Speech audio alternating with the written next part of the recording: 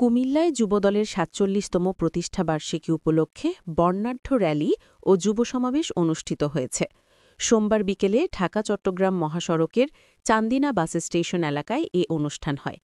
দেখা যায়, আয়োজিত র্যালিতে উৎসবমুখর আমেজে অংশগ্রহণ করেন নেতাকর্মীরা। র্যালিতে দলীয় নানা স্লোগান দেন তারা।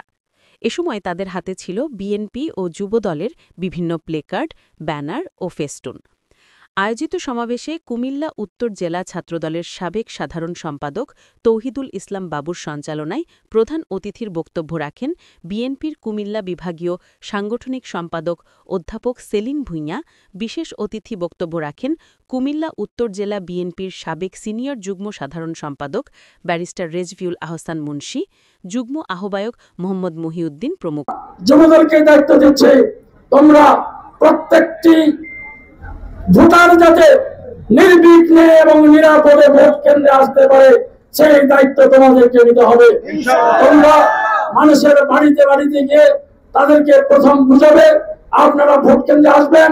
আমাদের নেতা তারেক রহমান স্পষ্ট করে দিয়েছে, জনগণের মাঝে আমরা আবার গণতন্ত্রকে ফিরিয়ে দিতে চাই। মানুষ যাতে ভোটের অধিকার পায়, মানুষ যাতে ভোট দিতে পারে নির্বিঘ্নে, সেই জন্য বাংলাদেশ জাতীয়তাবাদী দল কাজ করে যাচ্ছে। এই অদৃশ্য শক্তি যদি আবার এই দেশকে কাবু করে ফেলে, তাহলে কিন্তু আমাদের আর কোনো ভবিষ্যৎ নাই। এই জন্য আমি আপনাদের সবাইকে আহ্বান করব যে আপনারা সবাই ঐক্যবদ্ধ হন। নির্বাচনকে লক্ষ্য রেখে আমাদের নিজেদের মধ্যে যেই সব ভেদাভেদ থাকতে পারে এটা অভ্যন্তরীণ ব্যাপার, কিন্তু জাতীয় স্বার্থে, আমাদের দলের স্বার্থে, দেশের স্বার্থে আমাদেরকে একটা ঐক্যতা বজায় রাখতে হবে। যা করা দরকার নির্বাচন পর্যন্ত, ভাই আপনারা এসব কমপ্লেন দেওয়া বন্ধ করেন, ঐক্যবদ্ধ থাকেন। আমরা সবাই একটা দল, সেটা হলো বাংলার জাতীয়তাবাদী দল।